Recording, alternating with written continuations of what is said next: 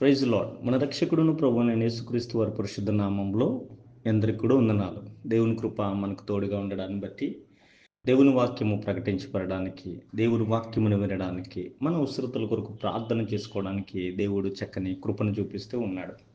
ప్రతి సాయంత్రం కూడా నేను మీతో మాట్లాడడానికి దేవుడిస్తున్న ఈ చక్కని అవకాశాన్ని బట్టి ఆయనకి వందనాలు తెలియజేస్తూ ఉన్నాను. నేను గడిచిన 2 రోజులుగా పరిచర్య నిమిత్తము మా బైబిల్ కాలేజీకి రావడం జరిగింది. కేరళలో ఉన్న ఫెయిత్ బాప్టిస్ట్ బైబిల్ కాలేజీకి నేను వచ్చాను. బైబిల్ కాలేజీలో నేను సుమారు 5 సంవత్సరాలు ఇక్కడ నేను చదువుకున్నాను. నేను ఇక్కడ గ్రాడ్యుయేట్ అయ్యాను. నేను ఇక్కడ చాలా సంవత్సరాలు ఉన్న తర్వాత సుమారు 10 సంవత్సరాల తర్వాత అంటే 2014లో నేను ఇక్కడ గ్రాడ్యుయేట్ అయ్యి వెళ్ళిపోయాను. 10 సంవత్సరాల తర్వాత మరలా నేను ఇక్కడికి వచ్చాను. ఈ గ్రాడ్యుయేషన్‌కి హార్వెస్ట్ కాన్ఫరెన్స్‌కి. ఇక్కడికి వచ్చినప్పుడు నన్నందరూ కూడా వింతగా చూస్తా ఉన్నారు. ఎవరు ఇతను? ఎందుకు వచ్చాడు ఇక్కడికి? ఇతనికి ఇక్కడ ఏం పని ఉంది అన్నట్లుగా చూస్తూ ఉన్నారు. ప్రతి ఒక్కరు కూడా కొత్తగానే ఉన్నారు. వచ్చిన ప్రతి ఒక్కరు కూడా నన్ను అలా చూస్తున్నారు. నేను చాలా కాలము తిరిగిన ఇదే కాలేజీలో నేను చాలా కాలము నివాసం ఉన్న ఇదే స్థలంలోనికి 10 సంవత్సరాల తర్వాత వచ్చేటప్పటికి ఎవరు ఇతను? ఎందుకు వచ్చాడు? ఏం పని ఇతను అని చూస్తూ ఉన్నారు. సార్ నన్ను తీసుకెళ్ళి స్టేజ్ మీద కూర్చొని పెట్టి అందరికీ పరిచయం చేసే వరకు కూడా నేను ఎవరో తెలియట్లేదు. వాళ్ళకున్న ప్రశ్న ఎవరు ఇతను? ఎందుకు వచ్చాడు? దానికి ఏం పని ఉంది ఇక్కడ అని. చదువుకునే పిల్లల దగ్గరికి నేను వెళ్ళేటప్పటికి వాళ్ళకు ప్రశ్న వచ్చింది. జీవితంలో అనేక సార్లు మనకు మనం వేసుకోవాల్సిన ప్రశ్న కూడా ఇదే. ఈ ధనాన్ని నేను మీకు వేయాలనుకున్న ప్రశ్న కూడా ఏంటంటే, ఎవరు నువ్వు? మనం చదువుకున్న వాక్య భాగాన్ని జాగ్రత్తగా గమనించుకుంటూ ఉంటే తిమోతికి రాసిన 2వ పత్రిక 2వ అధ్యాయంలో 3వ వచనాన్ని మనం చదువుకుంటే, క్రీస్తు యేసు యొక్క మంచి సైనికుల వలె నాతో కూడా శ్రమను అనుభవించుము. సైనికుడెవడను యుద్ధమునకు పోవున్నప్పుడు తన దండులో చేర్చువానిని సంతోషపెట్టవలనని ఈ జీవన వ్యాపారంలో చిక్కుకొనడు. మరియు జట్టు అయిన వాడు పోరాడినప్పుడు నియమ ప్రకారం పోరాడకుంటే వానికి కిరీటము దొక్కదు. ఇక్కడ రాయబడుతున్న వాక్య భాగాన్ని మనం చదువుకుంటూ ఉంటే, ఎవరు నువ్వు అనే మాటను మనము జ్ఞాపకం చేసుకున్నప్పుడు ఇక్కడ రాయబడుతున్న తిమోతికి పౌలు చెప్తా ఉన్న మాట ఏంటంటే, మీరు ఒక మంచి సైనికులు అంటూ ఉన్నాడు. ఒక పరిస్థితిని మనం జ్ఞాపకం చేసుకున్నప్పుడు, ఒక యుద్ధాన్ని, ఒక వార్ని మనం జ్ఞాపకం చేసుకున్నప్పుడు అందుట్లో సైనికుడి పాత్ర ప్రత్యేకంగా ఉంటుంది. ఇక్కడ తిమోతిని చెప్తూ ఉన్నాడు, నువ్వు క్రీస్తు యొక్క మంచి సైనికుల వల్లే అనే మాటను మాట్లాడుతున్నాడు. We are soldiers. ఏ సోల్జర్ కూడా తన వైపు ఉన్నవారు ఓడిపోవాలని ప్రయత్నించడు. ఏ సోల్జర్ కూడా ఓటమిని అంగీకరించడు. He has the plan, he has the purpose, he has everything. కనుక మనము జ్ఞాపకం పెట్టుకున్నప్పుడు ఎవరు నువ్వు అనే ప్రశ్న వచ్చినప్పుడు నేను ఒక క్రీస్తు సైనికుడిని అన్న సంగతి మర్చిపోకూడదు. చాలామంది రోజుల్లో ఈ విషయాన్ని మర్చిపోతూ ఉన్నారు. ఎవరు నువ్వు అంటే చాలా ఆన్సర్స్ వారి దగ్గర ఉండట్లేదు. నేను పలానా తండ్రిని, పలానా వాని కుమారుని, పలానా లెక్చరర్ని, లేని పలానా సో అని చెప్తున్నారు. కానీ క్రీస్తు యొక్క సైనికుడిని అని చెప్పేవాళ్ళు చాలా అరుదుగా మనకి కనపడతా ఉన్నారు. కనుక నా ప్రియమైన దేవుని జనాంగంగా మీరు ఎప్పుడైనా మిమ్మల్ని మీరు తెలుపుకొనాలనుకున్నప్పుడు మీరు చేయగలిగిన పని ఏంటంటే, మీరు క్రీస్తు సైనికులు అన్న సంగతి మీరు జ్ఞాపకం ఉంచుకోవలసిన అవసరత ఎంతైనా ఉంది. ఏంటి మీ ఐడెంటిటీ? మీరెవరు? ఈ రోజైనా మీకేమన్నా ఆలోచన కలుగుతుందా? క్రీస్తు యేసు యొక్క మంచి సైనికులు అనే మాటను జ్ఞాపకం చేసుకొని, ఇక రెండవదిగా మీరెవరు అని మాత్రమే కాకుండా ఎందుకు వచ్చారనే ప్రశ్నను కూడా మనం జ్ఞాపకం చేసుకుంటే, మనము పోరాడడానికి వచ్చాం. ఆయనతో కలిసి పోరాడడానికి. క్రీస్తు యొక్క మంచి సైనికులు నాతో కూడా శ్రమను అనుభవించుము, అలాగే పోరాడుము అనే మాటను రాయపడుతుంది. ఇక్కడ మనము ఆయన పని నిమిత్తము మనము ఇక్కడ వచ్చినట్లుగా మనం చూస్తూ ఉంటాం. ఎందుకు మనం ఇక్కడికి వచ్చాం? మనము ఒక సైనికుడము. మనం ఇక్కడికి ఎందుకు వచ్చాము ఈ లోకంలో అంటే, ఆయన కొరకు మనము పోరాటము చేయడానికి ఇక్కడికి వచ్చినట్లుగా మనము చూస్తూ ఉంటాం. నీ జీవితంలో నువ్వు పోరాడుతూ ఉన్నావా క్రీస్తు కొరకు? ప్రతి ఒక్కరు కూడా పోరాడుతూ ఉన్నారు. కుటుంబం కొరకు, డబ్బుల కొరకు, బంధాల కొరకు పోరాటం ఆగట్లేదు. ఈ జీవన పోరాటం ఎప్పుడు ఆగుతుంది అంటూ ఉన్నారు. డబ్బు సంపాదించడానికి సమయము, కూడబెట్టుకోవడానికి సమయము, స్నేహితులతో గడపడానికి సమయం, ఇలా అన్నిటికి కూడా ఒక పోరాటం చేస్తూ ఉన్నారు. మరి క్రీస్తు కొరకు నువ్వు ఏ పోరాటం చేస్తూ ఉన్నా? నువ్వెవరు అసలు? క్రీస్తు కొరకు ఏమైనా చేస్తున్నావా? లేదంటే సహజంగానే నీ జీవితాన్ని అలా గడిపేస్తూ ఉన్నావా? ఇక్కడ ఒక మంచి సైనికుడు చక్కగా పోరాడుతూ ఉంటాడు. సో తన్ను దండులో చేర్చుకుని వాడిని సంతోషపెట్టుటకు ఈ వ్యాపారంలో చిక్కుకున్నాడు, కానీ ఆయన మంచి పోరాడేవాడిగా చూస్తారు. ఎవరు చూస్తారు, ఎవరో ఏదో చేస్తారు, ఎవరో మనకి రివార్డ్ ఇస్తారని గురించి ఎప్పుడు ఆలోచించరు. ఒక సైనికుడు యుద్ధానికి వెళ్ళినప్పుడు తన ప్రాణం పోయినా కానీ, తన దేశాన్ని కాపాడుకోవడానికి తన ప్రాణం పోయినా కానీ, తన దేశానికి విజయం తీసుకురావడానికి ప్రయత్నిస్తూ ఉంటాడు. మనము ఈ యొక్క క్రీస్తు సైనికుడిగా ఉన్నప్పుడు క్రీస్తు కొరకు మనం పోరాడవలసిన వారమై ఉన్నాం.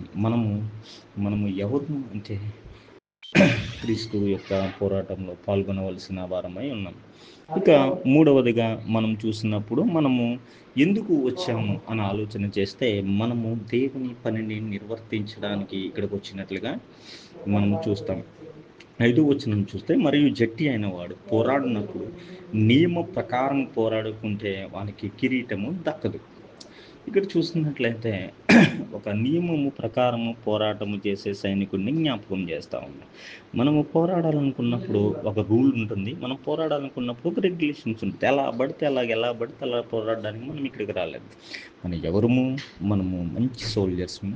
అలాగే మనం ఎవరము అంటే దేవుని పనిని చేయవలసిన వారు. మనం ఎవరము అంటే నియమాల ప్రకారము పోరాటము చేయవలసిన వారమై ఉన్నాం. నా ప్రియమైన దేవుని జనాంగంగా మనము పోరాడేది అన్యాయంగా కాదు, మనం పోరాడేది ఏదో అవసరం లేనట్టు కాదు, మనం పోరాడేది ఉపయోగకరము కాని వాటి కొరకు కాదు, మనం పోరాడేది దేవుని యొక్క పని కొరకు. మనము చూసుకున్నట్లయితే ఇక్కడ పాటుపడిన వ్యవసాయకుడే మొదట ఫలములలో పాలు పుచ్చుకొనవలసిన వాడు. నేను చెప్పు మాటలు ఆలోచించుము, అన్ని విషయములందు కూడా ప్రభు నీకు వివేకం అనుగ్రహించును. సో మనం పోరాడినప్పుడు నియమాల ప్రకారం పోరాడుకుంటే, రూల్స్ ప్రకారం పోరాడుకుంటే మనము గెలవలేము. మనం సైనికులుగా పంపబడినా కానీ, మనము దేవుని పని మీద పంపబడినా కానీ, రూల్స్ ప్రకారంగా మనం పోరాడకపోతే అవన్నీ కూడా వృధా అయిపోతూ ఉంటాయి. చాలామందిని నేను చూస్తూ ఉంటాను, చాలామంది సేవకులు సేవ చేస్తూ ఉన్నప్పుడు అనేక సార్లు అబద్ధాలు మాట్లాడుతూ ఉంటారు, అబద్ధమైన ప్రవచనాలు చెప్తూ ఉంటారు, ప్రేమను చూపించకుండా అన్యాయం చేస్తూ ఉంటారు, వ్యసనాలకు లోనై ఉంటారు. కానీ వాళ్ళు ఏం చెప్తారంటే, దేవుని సేవ చేస్తున్నాం కదా, దేవుడు చూసుకుంటాడు అంతానని.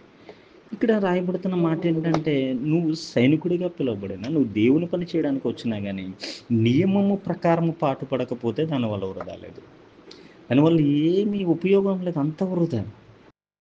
మనము నియమము పాటించవలసిన వారమే ఉన్నాం. మనకు ఒక రూల్స్ ఉంటాయి, ఆ రూల్స్ ప్రకారమే ఫాలో అవ్వాలి. యేసు ఏ మార్గంలో అయితే వెళ్ళాడో ఆ మార్గంలోనే మనం వెళ్ళాలి. అంతేగాని నాకు ఈ మార్గం నచ్చింది, దేవుని పనే కదా ఈ మార్గంలో చేసేస్తాను, నాకు ఆ మార్గం నచ్చింది అయినా దేవుని పనే కదా నేను ఆ మార్గంలో చేసేస్తాము అని అనవలసిన అవసరమే లేదు. ఈ మధ్యన ఒక పాస్టర్ గారి సాక్ష్యాన్ని నేను వింటా వచ్చున్నాను. ఆ పాస్టర్ గారికి చిన్నతనం నుంచి భయంకరమైన వ్యాధి ఉండడాన్ని బట్టి డాక్టర్స్ చచ్చిపోతాడు ఇంకా బ్రతకడం అన్నప్పుడు యేసుని నమ్మినప్పుడు అతనికి స్వస్థత కలిగిందని సాక్ష్యం చెప్తా ఉన్నాడు. వినడానికి చాలా వినసొంపుగా ఉంది. అనేక మంది ఆయన పిలుస్తూ ఉన్నారు, అనేక మందికి ఆయన సాక్ష్యాన్ని అందిస్తూ ఉన్నాడు. కానీ అతని కుటుంబ సభ్యులను కానీ చుట్టుపక్కల వాళ్ళని కానీ అడిగితే, నిజంగా ఈయనకి ఇలా జరిగిందంటే, లేదండి మేము చూడుతుండగా అతనికి ఇప్పుడు ఏ వ్యాధి కలగలేదు, ఎంత మరణకరమైన వ్యాధి అయితే అతను వచ్చినట్లుగా మేమైతే ఇప్పుడు చూడలేదు, కానీ అతను ఆ రీతిగా సాక్ష్యం చెప్తున్నాడని. 1-2 సార్లు వాళ్ళు అడిగారంటారే, నీకు అసలు లేదు కదా, లేనిదాన్ని ఎందుకు చెప్తున్నావు అంటే, ఉన్నదో లేదో తర్వాత కానీ నా సాక్ష్యం వల్ల అనేక మంది మారుతున్నారు అన్నాడంట. ఎంత దౌర్భాగ్యమైన సాక్ష్యం అండి అది. కట్టుకథలు కల్లి, కల్పనా కథలు అల్లి ఇది నా సాక్ష్యం అని అతను చెప్పినప్పుడు తెలియని వారు నమ్ముతున్నారని, అదే కరెక్ట్ దేవుని స్వార్థ ప్రకటించడానికని అబద్ధాలు చెప్తూ, అబద్ధ సాక్ష్యం చెప్తూ స్వార్థను చేస్తున్నానన్న వారు అనేక మంది ఉంటూ ఉన్నారు. నమ్ముతున్నారు కదా, అందరూ వస్తున్నారు కదా ఇలా చేస్తే నన్ను అలా చేసేయడం, జనాలు అట్రాక్ట్ అవుతున్నారని అలా చేయడం, లేదంటే ఒక నియమం లేకుండా పోరాడడం సైనికుల లక్షణం కాదు. మనము ఈ యొక్క తిమోతికి పౌలు రాస్తున్న పత్రికలో ఆయన చెప్తా ఉన్నాడు, తిమోతి, క్రీస్తు యేసునందున్న కృపచేతను బలవంతుడు కమ్ము, నీవు అనేక సాక్షుల ఎదుట నా వలన విన్న సంగతులను ఇతరులకు బోధించుటకు నమ్మకమైన మనుషులకు అప్పగించు.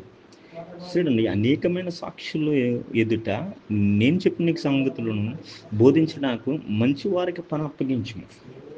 నువ్వు బలవంతుడై మంచివారికి దాన్ని అప్పగించు. వాళ్ళు క్రీస్తు సైనికుల వల్లే ఉండాలి, క్రీస్తు పని చేస్తూ ఉండాలి. ఆ పని కూడా నియమము ప్రకారం చేయాలి. ఈ రోజుల్లో నియమాలు నిబంధనలు లేకుండా ఎవరైనా పరిచర్యలో ఉంటూ దేవుని పనే కదా, పెద్ద రూల్స్ ఏం అక్కర్లేదు, దేవుడి పనే కదా, ఏం పర్వాలేదు, దేవుడు చూసుకుంటున్నాడు, ఒక అబద్ధం ఆడితే పోయేదేముంది, ఒక చెడ్డ మాట ఏమంటారు దాన్ని, ఒక తప్పుడు సాక్ష్యం చెప్తే ఏముందలే, దేవుని కొరకు కొన్ని ఆత్మలు రక్షింపబడుతున్నాయి అని అనుకుంటే కనుక జ్ఞాపకం ఉంచుకోనండి, ఆ రీతిగా జరగదు. ఒకవేళ నువ్వు నీతిగా నిజమైన సైనికుడిగా దేవుని పని చేస్తూ నియమాల ప్రకారం వెళ్ళాలంటే కొంచెం కష్టమే, కానీ క్రీస్తు యేసున్న కృపచేత నీవు బలవంతుడు కమ్ము అనే మాటతో అధ్యాయం ప్రారంభమవుతుంది.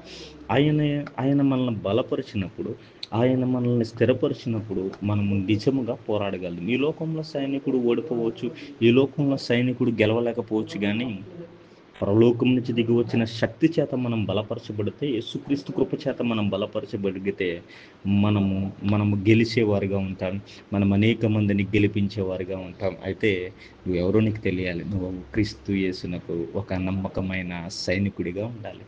క్రీస్తు యేసు పని కొరకు నువ్వు దండులో చేర్చబడ్డావు, క్రీస్తు యేసు పనిని నమ్మకంగా చేయడానికి నువ్వు ఎన్నుకొనబడ్డావు. కనుక ఈ రీతిగా ముందుకు వెళ్ళాలని మనస్ఫూర్తిగా కోరుకుంటూ నేను మాటలు ముగిస్తున్నాను. దేవుడు మిమ్మల్ని దీవించును గాక.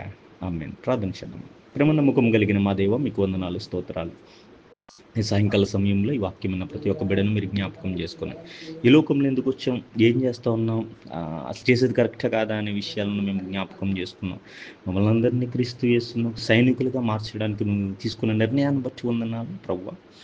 తండ్రి, నీ కొరకు పోరాడడానికి, నీ కొరకు పని చేయడానికి మమ్మల్ని ఎన్నుకున్న విధానాన్ని బట్టి వందనాలు. ఎన్నుకున్న పనిని నమ్మకంగా, ఎన్నుకున్న పనిని తండ్రి ఇదిగో వివేకంతో అన్ని విషయంలో కూడా జాగ్రత్తగా తండ్రి ఇదిగో కిరీటము పొందడానికి, నియమ నిబంధనలు గైకుంటూ ముందుకు వెళ్ళడానికి కృపను అనుగ్రహించమని, ఈ వాక్యం మీద అనేక మందికి షేర్ చేస్తున్న ప్రతి ఒక్కరిని దీవించి ఆశీర్వదించమని మా రక్షకుని నజరేయుడైన యేసు నామమున అడుగుచున్నాం తండ్రి. ఆమేన్.